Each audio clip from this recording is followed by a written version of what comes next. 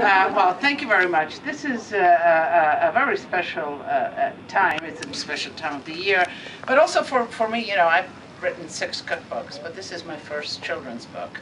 And it's kind of a natural thing that, you know, I have 5 grandchildren. And when they came over or come over still and we get in the kitchen and we do something, and in the evening, inevitably, you know, we sort of pile up, whether it's on the couch or in the bed or whatever, and it comes out, Nonni, tell us a story. Tell me a story when you were a little girl. And all the stories that when I grew up. Now, I came to the United States, I was 12 years old, and the first 10, the formative years, I guess, of my life were spent with my maternal grandmother. And you hear me say that over and over.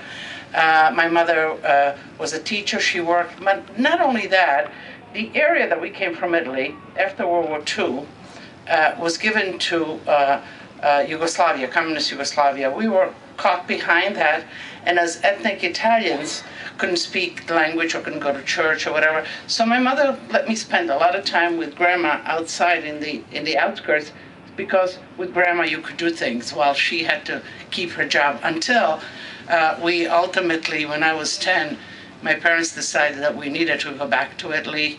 That was no way to continue, and ultimately escaped. Now, my mother, my brother, and I, they allowed us to go over because we had relatives on the other side, but they wouldn't let the whole family. My father stayed, and he ultimately escaped. And then after 2 years, you know, it was kind of difficult finding jobs. They decided that maybe we better migrate on and find a future for the two of us. It was my brother and I and themselves.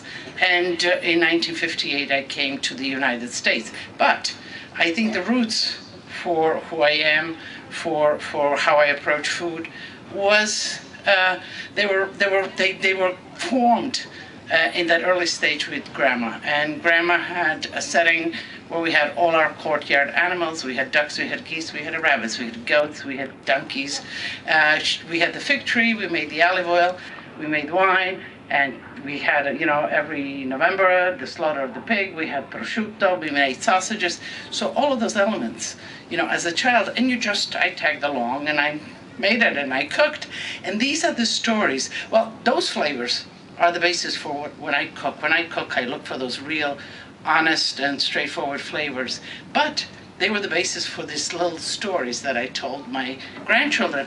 And I wanted them to know, because today is just the reality. It is, you know, time has elapsed so quickly that the reality is that children don't get to spend time on the farm. Children don't get an opportunity to hug a young goat, which I did, was my pet, and so on. So I share these things with my grandchildren, and they love them. The Christmas tree was one of those traditions that we had, and we did not make a big Christmas tree, first because it was kind of controlled atmosphere, but secondly, I think it just made sense. My grandfather would go out, get we would choose the bush. It was a bush, usually a juniper bush. Juniper bushes are great. They're kind of silvery green. They have those little berries. They smell good. And they're very full. And we would decorate that. But we would decorate it with all edibles. We would decorate it with the apples that were in cantina, with oranges we were in season, with dried figs. We used to make wreaths of bay leaves and dried figs, and hang them up. And of course made crostoli, made cookies, and all of that would get tied on a tree and decorated. And it was a beautiful tree. It smelled good. It was inviting. Now and then we would steal something off the tree when nobody looked, and we ate it. But on the 6th day of January, which was Epiphany, the tree was dismantled, and we ate the tree. And those were our gifts. There was no big packages or lots of toys or whatever. So I think, you know, again, I say, you know, retro to that time is impossible, but maybe remembering that time and kind of looking how we can build our future with those values is, I think, what comes out in this story, and in this story that I tell my grandchildren. So, I mean, this story was written 5 years ago. And, you know, my oldest grandchild is 12, my smallest one is 7. And I wrote it down because I wanted them to have it. but eventually it became obvious that maybe this is a story to share. And when the publisher, we talked, this is it's a beautiful story, let's make it into a children's story. And we did, and that meant, you know, kind of cutting a lot of my words out and making every sentence really meaningful. But then also the pictures, what are they called? The illustrations. Sometimes you lose a word. The illustrations were very important, so they tell a big story. So now this was our story, so it only stood to the fact that we needed to be us. So all of those illustrations are my 5 grandchildren, myself, my mother, my daughter and her family, my son and his family. And I must tell you that we had lots of fun because I got them involved in that as well. And an illustrator, first we had to choose an illustrator, which style we'd like. And I wanted something soft, something that reminded me when I had my little books. It was round and it's kind of made you feel warm and fuzzy. I think that today a lot of the children's books are, you know, have too many edges. I think they're too edgy in a sense. So I wanted something soft and cuddly. And we chose, I think Logan is the illustrator, Miss Logan. And we began giving her pictures of the kids and then descriptions. And then when she came with something, I would send to the kids. The kids would make their comments. I don't like my hair. I don't like my ears. I don't like whatever.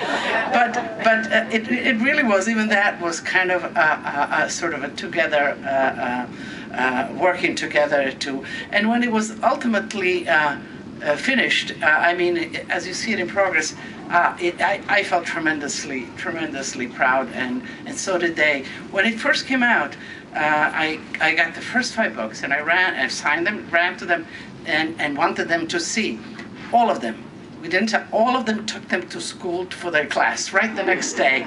They wanted to share because they were part of this. So you know, at the end, you have about 14 recipes. And those recipes are traditional recipes, but are also recipes because, you know, everything evolves, that are conscious and maybe with today's child and need in mind. I have some looking at enjoying but still being healthy, some angel food cupcakes, some oatmeal and chocolate chip, two gluten-free recipes, one for Brutti Buoni, which is egg whites and hazelnuts, and the pignoli nut cookie, which is almond paste and pignolis. So those recipes are in there as well. You know, I think it's a book I'm very proud of, and I would like to share it with the children, with your families, and so on.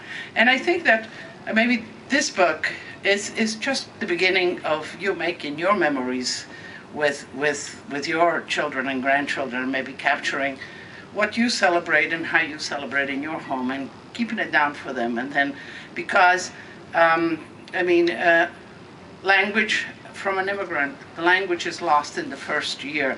Food transcends 3-4 generations. It comes on the table, and it brings to the table who you are, your roots, the person. I know that my father, every Christmas, he's now gone about 20 years, he loved his bacala mantecato. And every Christmas Eve, I am sure to make it. I love it, but I know that my father is kind of bringing him with us for that holiday, even though he's not there. So enjoy it, add to it, make it your own, and thank you for coming. I think we'll open it up for some questions. Yes?